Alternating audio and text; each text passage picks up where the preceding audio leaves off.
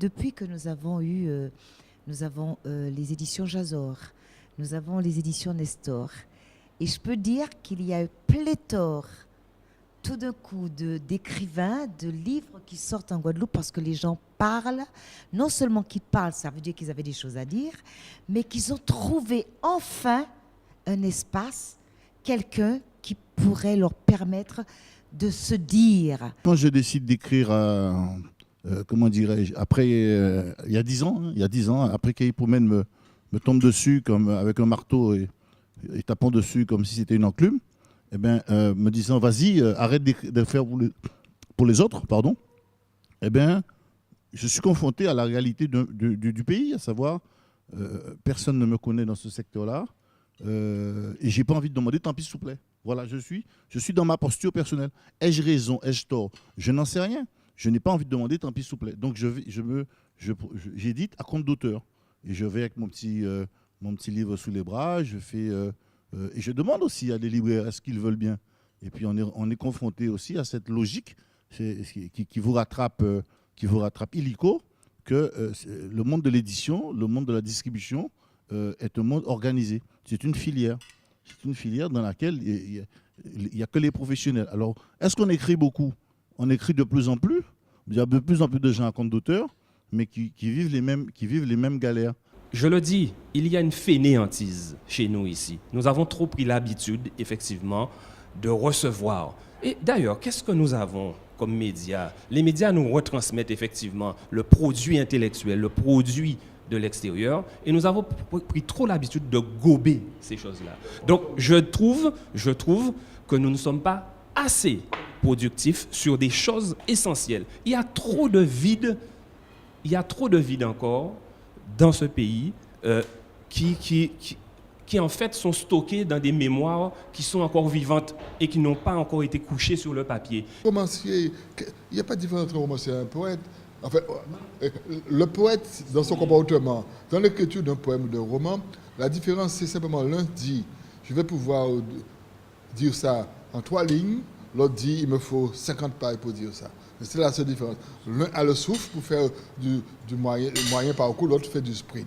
Mais au résultat, chacun fait sa course. Donc, si tu veux, mais je comprends vraiment que tu dises que dans ton attente, tu aurais aimé que chaque vide que tu vois, qui te paraît être un vide, est à compenser. Sauf que pour les autres, ce ne sont pas des vides, ce sont des silences, ce sont des pauses. Il faut savoir aujourd'hui qu'il y a une crise du livre en général. Ça a toujours été difficile de percer et d'écrire, d'être reconnu et d'avoir un éditeur qui te croit après. C'est du talent.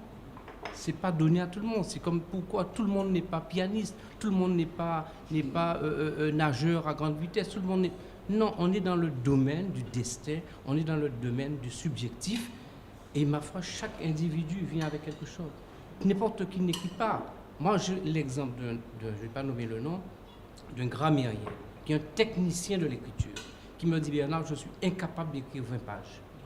Le gars, il me le confesse, je suis incapable d'écrire 20 pages, parce que moi, ma technicité m'empêche d'écrire. À chaque mot, j'ai l'impression que c'est pas bon. Je redéchire tout ce que j'écris. Et je suis un homme malheureux. Quand je vois que spontanément, vous arrivez à faire un certain nombre de choses, moi, vraiment, je dis chapeau.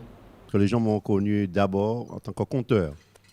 Donc, je sillonnais un petit peu la Guadeloupe, la télévision, tout ça, dire des contes. Et comme je suis enseignant, alors mes collègues me disaient, mais pourquoi tu ne fais pas des livres? Parce que j'avais la transition, c'était les cassettes de contes. Ils disaient, mais fais des livres parce qu'on en a besoin. Il y avait une demande. Voilà, les collègues enseignants. Et lorsque j'ai sorti justement mon premier livre de contes, j'ai eu un autre collègue, qui m'avait à une signature, me dit, écoute Benzo, tu aurais pu faire ton truc avec un français plus relevé, plus littéraire. Ça m'a frappé, comme disait cette calotte, ce revers de la main là. Elle dit, ouais, quand soit-il là, bon, dit, qu'en fait? Parce que moi, je suis enseignant, je suis conteur, mais pour moi, je n'étais pas écrivain à ce moment-là. Parce que j'ai écrit le livre parce que c'était à la demande. Il y a d'autres problèmes qui sont posés, qui sont fondamentaux en Guadeloupe. Et en cas déjà, pour ne pas promotionner, autant que écrivain ou en Guadeloupe pour pas promotionner. La presse qui a invité aux 2 minutes, qui dit le livre là, après pour le monde va parler de livre là, c'est encore fini. Premièrement. Et deuxièmement, mon ici qui dit, on a cavalier pour tous les jours, il ne peut pas dire rien, dire un peu acheter le livre, il y a cavalier tout le temps. Vous comprenez? Mais là, on fait libre, mais tellement de monde dit, pas moins, mais comment, mais il peut même toujours dire, pas à l'école, comment il peut faire un livre. Est-ce que toutes les personnes qui écrivent sont des écrivains?